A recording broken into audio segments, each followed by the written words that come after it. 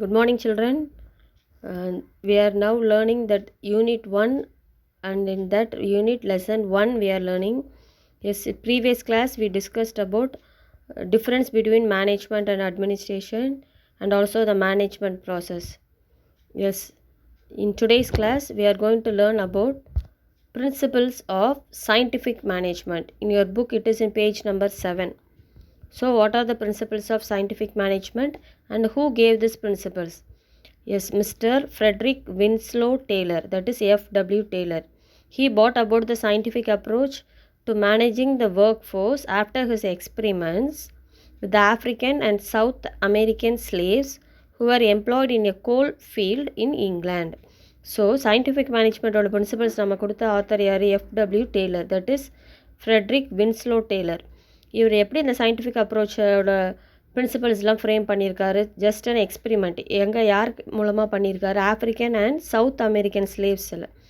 அவங்க எங்கே ஒர்க் பண்ணியிருக்காங்க? கோல் ஃபீல்டில் ஒர்க் பண்ணியிருக்காங்க. இங்கிலாண்டில் கோல் ஃபீல்டில் ஒர்க் பண்ண ஸ்லேவ்ஸை வச்சு இவர் இந்த எக்ஸ்பெரிமெண்ட் பண்ணிவிட்டு நமக்கு பிரின்சிபல்ஸ் கொடுத்துருக்காரு. So his aim was absolute harmony in work place for overall productivity of the organisation.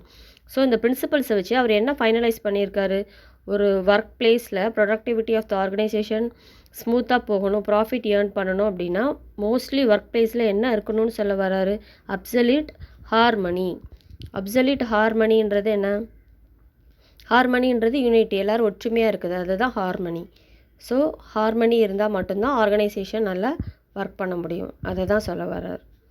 So the first principle is science not rule of thumb.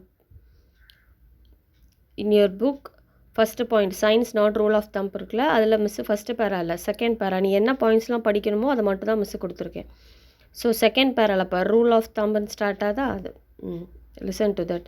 So rule of thumb means decisions taken by the manager as per their personal judgments. So ஹெட்டிங்கில் வந்து என்ன சொல்லியிருக்காரு? Science. First principal அவரை பொறுத்த வரைக்கும் என்ன? Science. இது வந்து சயின்ஸ், ஆனால் என்ன கிடையாது? ரூல் ஆஃப் தம் கிடையாது. ஏன்னா அவர் சயின்டிஃபிக் அப்ரோச்சை தான் நமக்கு அப்ரோச் கொடுக்குறாரு. ஸோ அவரை பொறுத்த வரைக்கும் சயின்டிஃபிக்காக இருக்கணும், எல்லா டெசிஷன்ஸும் எல்லா ஒர்க்ஸுமே சயின்டிஃபிக்காக இருக்கணுமே தவிர ரூல் ஆஃப் தம்பாக இருக்கக்கூடாது. அப்போ ரூல் ஆஃப் தம்ன்றது என்னது? அதுதான் first line. So rule of thumb means decisions taken by the manager as per their personal judgments. Managers அவங்களோட பர்சனல் ஜட்ஜ்மெண்ட்ஸ் வச்சு டிசிஷன்ஸ் எடுத்தாங்க அப்படின்னா அதுதான் ரூல் ஆஃப் தம். யார்கிட்டையும் கன்சல்ட் பண்ணாமல் தானாகவே அவங்களே முடிவு பண்ணிக்கிறாங்கல்ல, that is rule of thumb. So அப்படி இருக்கக்கூடாது, சயின்டிஃபிக்காக இருக்கணும் அப்படின்றது அவரோட ஃபஸ்ட்டு பாயிண்ட். செகண்ட் பாயிண்ட் என்ன? Decision should be based on scientific enquiry with cause and effect relationships. இந்த பாயிண்ட் எங்கே இருக்குனாமா அதே பேரால் லாஸ்ட்டில் ஸ்டார்ட் ஆகுது பார் டிசிஷன்ஸ்னு. அதுக்கு முன்னாடி இருக்கிறது ஜஸ்ட் ஒரு என்ன சொல்ல ஒரு எக்ஸாம்பிள் தான். டெய்லர் என்ன சொல்லியிருப்பார்னா, small production activity like loading iron sheets into box car can be scientifically planned. அதாவது அயன் ஷீட்ஸை காரில் நம்ம லோட் பண்ணுறோம் அப்படின்னா அதை வந்து சயின்டிஃபிக்காக கூட பிளான் பண்ணலாம். அப்படி பிளான் பண்ணும்போது டைம், ஹியூமன் எனர்ஜி எல்லாம் சேவ் ஆகும் அப்படின்னு சொல்லியிருப்பார். Okay, next point. Decision should be based on scientific inquiry with cause and effect relationship. அதாவது ஏதாவது ஒரு டிசிஷன் நம்ம எடுக்கோம் அப்படின்னா அதுவும் அந்த டிசிஷனும் சயின்டிஃபிக்காக தான் இருக்கணும். ஆனால் எதை பேஸ் பண்ணி இருக்கணும்னு சொல்ல வந்திருக்காரு? அங்கே நடக்கிற காஸ் அண்ட் எஃபெக்ட், என்ன காசஸ், என்ன ரீசன், அப்புறம் அதோட எஃபெக்ட், இது ரெண்டையும் பேஸ் பண்ணி சயின்டிஃபிக்காக தான் நம்ம டிசிஷன்ஸ் எடுத்துருக்கணும். அதான் second point. Third point is this principal is concerned with selecting the best way of performing a job through the application of scientific analysis and not by perception or hit and trial methods. I think புக்கில் perception இருக்கும், இல்லை intuition அப்படிங்கிற word இருக்கும். Okay, intuition அப்படின்றது நம்மளோட உள் உணர்வு, இல்லைனா ஏதாவது நம்ம அண்டர்ஸ்டாண்ட் பண்ணிக்கிறோம், அதாவது ரீசனே இல்லாமல் அண்டர்ஸ்டாண்ட் பண்ணிக்கிறோம்ல, அதுதான் இன்ட்யூஷன், நம்மளோட உள் உணர்வுகள். ஸோ இப்போ இந்த பிரின்சிபல் அவர் என்ன சொல்ல வர்றாரு லாஸ்ட் பாயிண்டில்? ஏதாவது ஒரு ஜாபை நம்ம பெர்ஃபார்ம் பண்ணுறதுக்கு எதை யூஸ் பண்ணியிருக்கணும்னு சொல்கிறாரு? Through the application of scientific analysis. Scientific அனாலிசிஸை யூஸ் பண்ணி தான் ஒரு ஜாபோட பெர்ஃபார்மன்ஸ் நம்ம பண்ணியிருக்கணுமே தவிர நாட் பை, எதை யூஸ் பண்ணக்கூடாதுன்றாரு? இன்ட்யூஷனை பேஸ் பண்ணியிருக்கக்கூடாது, ஹிட்டு அதாவது டச் பண்ணி இல்லை ஃபோர்ஸ் பண்ணி பண்ணுறது, அதையும் ஃபாலோ பண்ணியிருக்கக்கூடாது. And trial methods also, trial பண்ணியும் ஃபாலோ பண்ணியிருக்கக்கூடாது. ஸோ டெய்லர் பொறுத்த வரையிலும் first point science not rule of தம்ப்ன்றதில் என்ன சொல்ல வர்றாருன்னா scientific analysis, scientific enquiry, scientific பெர்ஃபார்மன்ஸை மட்டும்தான் நம்ம ஃபாலோ பண்ணணும். ட்ரையல் பண்ணியோ இல்லைனா நம்மளுடைய ஃபீலிங்ஸோ இல்லை டச் பண்ணியோ ஃபோர்ஸ் பண்ணியோ அந்த மாதிரி ஒர்க்ஸ் எதுவுமே பண்ணக்கூடாது. ஃபுல்லாகவே சயின்டிஃபிக்காக இருக்கணும். அதுதான் இவரோட first point. Second point is harmony not discord. ஹார்மனின்றது என்னது? ஒற்றுமை. எல்லோரும் ஒன்றா ஒற்றுமையாக இருக்கணும், அதான் ஹார்மனி. நாட் டிஸ்கார்ட் அப்படின்றது லேக் ஆஃப் ஹார்மனி. ஹார்மனி இல்லாமல் இருக்கக்கூடாது, எப்போவுமே ஒற்றுமையாக இருக்கணும் ஒர்க் பிளேஸில். So first point is there should be complete harmony between the workers and the management. யார் ரெண்டு பேருக்குள்ளே எப்போவுமே ஒற்றுமை இருக்கணும்? ஒர்க்கர்ஸ்க்கும் அங்கே இருக்கிற மேனேஜ்மெண்ட்டுக்கும். So both the management and the workers should realize the importance of each other. ரெண்டு பேருமே ரெண்டு பேருக்குள்ள முக்கியத்துவத்தை ஃபீல் பண்ணணும். ஒர்க்கர்ஸ் இல்லைனா மேனேஜ்மெண்ட் இல்லை, மேனேஜ்மெண்ட் ஒர்க் கொடுக்க போய் தான் ஒர்க்கர்ஸும் ஒர்க் பண்ணுறாங்க. ஸோ ரெண்டு பேரும் இருந்தால் தான் ஒர்க் பண்ண முடியும். இது புக்கில் ஃபஸ்ட்டு பேரால இருக்குமா? நெக்ஸ்ட் ஃபார் எக்ஸாம்பிள் கொடுத்துருக்கேன்ல, ஃபார் எக்ஸாம்பிள் ஜாப்பனீஸ் கம்பெனிஸ். இது பார்த்தோன்னா நெக்ஸ்ட் பேஜில் பேஜ் நம்பர் 8ல் மேலே செகண்ட் பேரால ஃபார் எக்ஸாம்பிள் கொடுத்துருக்கும் பாரு. For example Japanese companies usually workers don't go on strike, but if at all they do so, they just wear a black badge and work even more than the normal hours just to impress the management that their focus is on their demands as well as organizational objectives. So Japanese கம்பெனிஸில் workers ஏதாவது strike பண்ண மாட்டாங்க. ஒரு வேளை அப்படி strike பண்ணுறதா இருந்தால் என்ன பண்ணுறாங்க? நம்ம ஊரை மாதிரி ஒர்க் பண்ண மாட்டேன்னு ஸ்ட்ரைக் பண்ணுறது கிடையாது. ரோட்டில் உட்கார்றது, ஏதாவது ஒரு முக்கியமான பிளேஸில் போய் அசம்பிள் ஆடுறது அப்படி இல்லை. எல்லாருமே ஒர்க் பண்ணுறாங்க. ஆனால் என்ன பண்ணிக்கிறாங்க? ஒரு பிளாக் பேட்ச் அவங்களோட ட்ரெஸ்ஸில் ஃபிட் பண்ணிவிட்டு, பிளாக் பேட்ச் வியர் பண்ணிவிட்டு அவங்களோட ஒர்க்கை எப்பவும் போல் கேரி பண்ணுறாங்க. ஸோ அங்கே இருக்க மேனேஜ்மெண்ட் பார்க்கும்போது பிளாக் பேட்ச் போட்டிருக்காங்க அப்படின்னா ஏதோ அவங்களுக்கு டிமாண்ட் பண்ணுறாங்க, சம் டிமாண்ட் இஸ் தேர், ஏதோ சொல்ல வராங்க அப்படின்னு சொல்லிட்டு அது என்னன்னு கேட்டு அந்த ஒர்க்கு ஸ்மூத்தாக முடிஞ்சிடும். ஸோ ஸ்ட்ரைக்குன்றது கூட ஜாப்பனீஸ் கம்பெனிஸ் இப்படி மெத்தட்ஸ் தான் ஃபாலோ பண்ணுறாங்க. அதாவது ஹார்மனி இருக்கணும், யூனிட்டி இருக்கணும் எல்லாருக்கிட்டையும். ஓகே, நெக்ஸ்ட் இந்த சேம் பாயிண்ட் ஹார்மனிலே இப்போ பேஜ் நம்பர் 7 ஃப்ரண்ட்டில் டேர்ன் பண்ணுறேன். செகண்ட் பேரா இருக்குல்ல, செகண்ட் பாயிண்டில் செகண்ட் பேராவில் தேர்ட் லைனில் இருக்கும் பாரு, it should always been start ஆகும். அதை நோட் பண்ணிக்கோ. இந்த கொஸ்டின் வந்து லாங் ஆன்சரில் தேர்ட் கொஸ்டின். நீ என்ன மார்க் பண்ணி படிக்கணுன்றதை சொல்லி அதை மட்டும் தான் மிஸ் எக்ஸ்பிளைன் பண்ணுறேன், ஏன்னா இது ரொம்ப பெருசாக இருக்கும். ஓகேவா? இப்போ பேஜ் நம்பர் 7ல் இந்த ஹார்மனியில் ஃபஸ்ட்டு என்ன படித்தேன்னா டெய்லர் எம்ஃபாசிஸ்லேருந்து ஃபஸ்ட்டு பேரால கீழேருந்து தேர்ட் லைனில் இம்பார்ட்டன்ஸ் ஆஃப் ஈச் அதர் அது வரைக்கும் படிக்கிறேன். அப்புறம் நெக்ஸ்ட் பேரால தேர்ட் லைன் இட் ஷுட் அதுலேருந்து ஸ்டார்ட் பண்ணுறேன். அதுலேருந்து ஸ்டார்ட் பண்ணி அப்படி மிஸ்ஸு சொல்ல அப்படி நோட் பண்ணிட்டே வா. It should be always kept in mind that prosperity for an employer cannot exist for a long time unless it is accompanied by the prosperity of the employees of that organization. So எம்ப்ளாயர்ன்றது organization, எம்ப்ளாயீஸ்ன்றது அங்கே work பண்ணுறவங்க.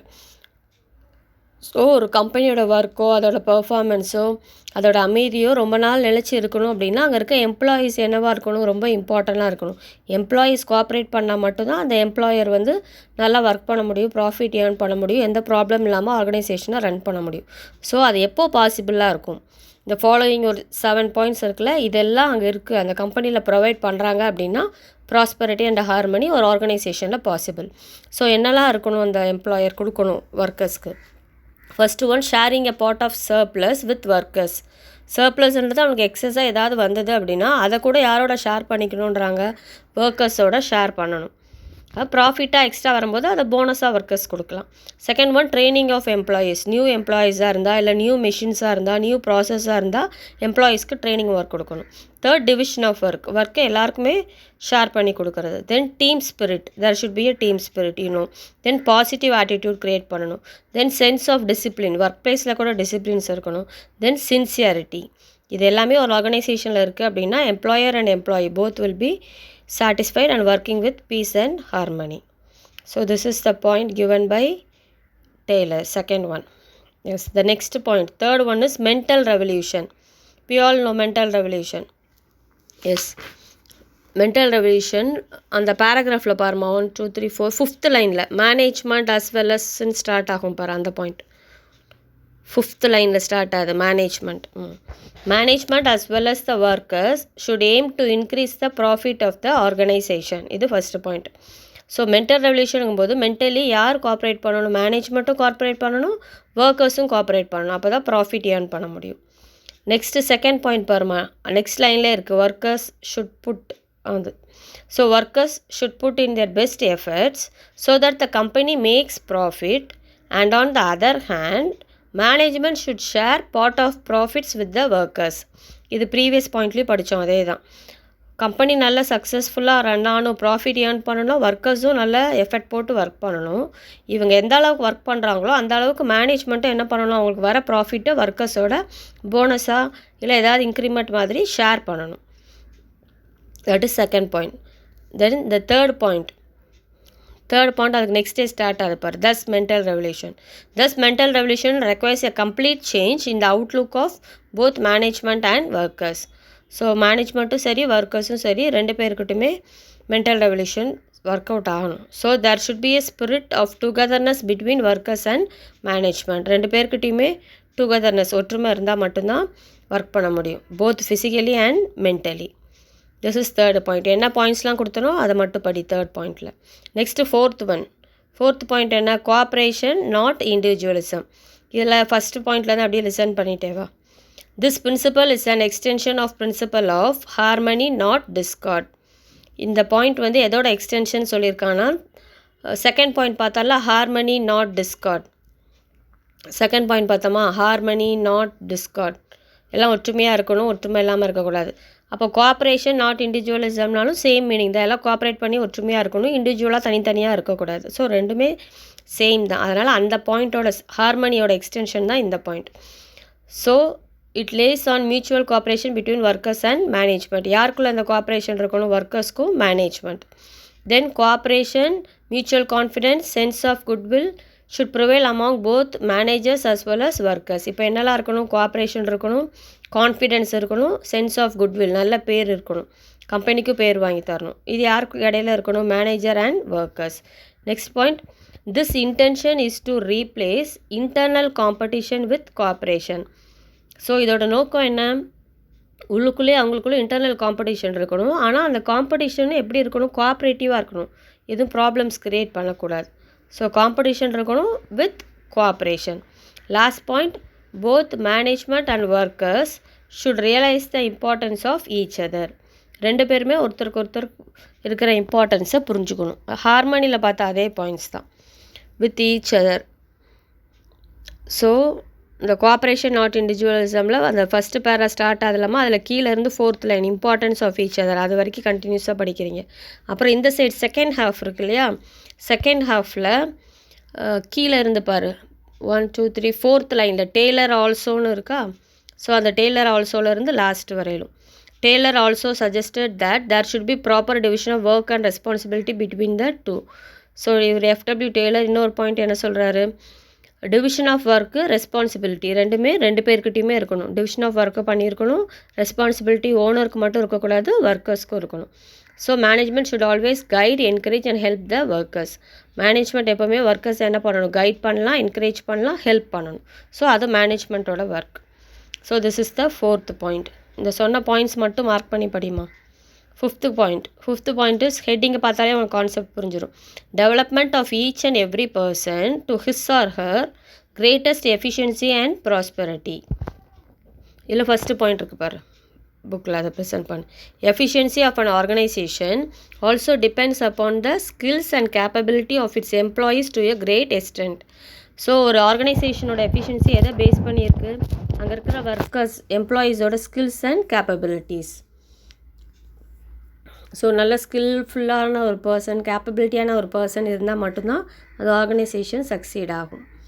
Next, to attain the efficiency steps should be taken right from the process of selection of the employees. அந்த எஃபிஷியன்சியை நம்ம achieve பண்ணுறதுக்கு எங்கேருந்து step எடுக்கணுன்றாங்க, from the process of selection of எம்ப்ளாயீஸை செலக்ட் பண்ணும்போதே கரெக்டான பர்சனாக, இந்த ஜாபுக்கு இந்த பர்சன் ஃபிட் ஆவாரா அப்படின்னு அங்கேயே அவங்கள ஜட்ஜ் பண்ணி எடுத்தோம் அப்படின்னா ஆர்கனைசேஷனோட க்ரோத்து நல்லாயிருக்கும். இப்போ எக்ஸாம்பிளுக்கு என்ன சொல்லலாம், டீச்சிங் ஃபீல்டில் டீச்சிங்ஸ்க்கு நம்ம செலக்ட் பண்ணும்போது டெமோ வைக்கிறாங்களே டீச்சர்ஸ்க்கெலாம் வந்து கிளாஸில் டீச் பண்ணுறாங்க. ஸோ அது எதுக்காக அந்த ஒர்க் பண்ணுறாங்க, அவங்க டீச் பண்ணும்போதே அவங்களோட லாங்குவேஜ் எப்படி இருக்குது, அவங்களோட வாய்ஸ் எப்படி இருக்குது, சப்ஜெக்ட் நாலேஜ் என்ன, அதெல்லாம் ஜட்ஜ் பண்ணிவிட்டு இவங்க நம்ம ஸ்கூலுக்கு ஃபிட் ஆவாங்களா இல்லையான்றதை அதிலே நம்ம ஜட்ஜ் பண்ணிடலாம். ஸோ அப்படி அந்த ப்ராசஸ் மூலமாக தான் ஒரு பர்சனை செலக்ட் பண்ணுறோம் டீச்சிங் ஃபீல்டில். ஸோ அதே மாதிரி எல்லா ஒர்க்குக்குமே இந்த பர்சன் நமக்கு ஃபிட் ஆவாரா இல்லையான்றதை செலெக்ஷன் ப்ராசஸ்லே நிறைய செலெக்ஷன் ப்ராசஸ் இருக்குது. அது நம்ம நெக்ஸ்ட் லெசன்ஸில் படிப்போம். ஸோ செலெக்ஷன் ப்ராசஸில் அந்த பர்சனை ஜட்ஜ் பண்ணிடலாம். ஸோ நல்ல எஃபிஷியண்ட்டான பர்சனை செலக்ட் பண்ணோம் அப்படின்னா நம்ம ஆர்கனைசேஷனும் ரொம்ப சக்ஸஸ்ஃபுல்லாக இருக்கும்.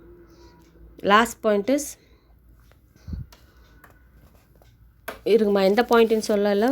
5th பாயிண்ட்டில் ஃபஸ்ட்டு பாயிண்ட் படிக்கிறோமா, எஃபிஷியன்சிலேருந்து 3rd லைனில் கிரேட் எக்ஸ்டென்ட் அது வரைக்கும் ஃபஸ்ட்டு பாயிண்ட். அப்புறம் செகண்ட் பாயிண்ட் பார்த்தோன்னா 4, 5, 6th லைனில் பாரு, 6th லைனில் டு அட்டைன் த எஃபிஷியன்சி இருக்கா, எஃபிஷியன்சிலேருந்து நெக்ஸ்ட் லைனுக்கு next line selection of employees, அதோட செகண்ட் பாயிண்ட் முடிஞ்சிடும். 3rd பாயிண்ட் அதுலேருந்து 3, 4th லைனில் பாரு, அதாவது ஃபஸ்ட்டு பேரால் கீழேருந்து 4th லைனில் எஃபிஷியன்ட் எம்ப்ளாயீஸ்ன்னு ஸ்டார்ட் ஆகுதா அந்த 4 lines. Efficient employees produce more to earn more. நல்ல எம்ப்ளாயீஸ் எஃபிஷியண்ட்டான எம்ப்ளாயர் இருந்தால் என்ன பண்ணுவாங்க, நிறைய குட்ஸை ப்ரொடியூஸ் பண்ணுவாங்க, நிறைய அவுட்புட் கொடுப்பாங்க. ஸோ அதனால் அவருக்கும் பெனிஃபிட் இருக்குது, ஆர்கனைசேஷனுக்கும் இருக்குது. So this ultimately helps to attain efficiency and prosperity for both organization and the employees. So எஃபிஷியண்ட்டான எம்ப்ளாயி நிறைய ப்ரொடக்ஷன் கொடுக்கும்போது யாருக்கு அது பெனிஃபிட், ஆர்கனைசேஷனுக்கும் பெனிஃபிட்டு, எம்ப்ளாயீஸ்க்கும் பெனிஃபிட். ஸோ ஒரு பர்சனோட இண்டிவிஜுவல் ஸ்கில் அவரோட கேப்பபிலிட்டி பொறுத்து தான் அந்த ஆர்கனைசேஷனே இருக்குது. உனக்கு மிஸ் என்ன சொல்ல வரேன்னு புரியும்னு நினைக்கிறேன். இது மட்டும் படித்தா போதுமா 5th பாயிண்ட்டில். ஸோ இந்த 5 பாயிண்ட்ஸ் என்ன மார்க் பண்ணுமோ அதை மட்டும் படி. அப்புறம் ஃபஸ்ட்டு ஒரு இன்ட்ரொடக்ஷன் கொடுத்தோம்ல எஃப்டபிள்யூ டெய்லர், அது படிச்சுக்கோ. யார் எஃப்டபிள்யூ டெய்லர், எங்கே அவருடைய எக்ஸ்பெரிமெண்ட் பண்ணிவிட்டு இந்த பிரின்சிபல்ஸை கொடுத்தாரு, அந்த 2 லைன்ஸ். ஸோ இந்த principles of scientific management long ஆன்சரில் 3rd one very important question. So today your homework is this question only. So in today's class we learnt about principles of scientific management, only 5 points. That is science, not rule of thumb. Scientific மெத்தடில் follow பண்ணணும், rule of தம் பண்ணக்கூடாது. அப்புறம் harmony not Discord, எப்போவுமே ஒற்றுமையாக இருக்கணும், harmony இல்லாமல் work பண்ணக்கூடாது. அப்புறம் மென்டல் ரெவல்யூஷன் இருக்கணும். 4th point same one, cooperation not individualism, எல்லாருமே கோஆப்ரேட் பண்ணி ஒர்க் பண்ணணும், இண்டிவிஜுவலிசம் காமிக்கக்கூடாது. Then development of each and every person to his or her greatest efficiency and prosperity. ஒரு இண்டிவிஜுவல் பர்சனோட எஃபிஷியன்சி அண்ட் கேப்பபிலிட்டி பொறுத்து தான் என்ன இருக்குது, அந்த கம்பெனியோட பெனிஃபிட், ப்ராஃபிட் எல்லாமே இருக்குது. So this is your homework today. Thank you children.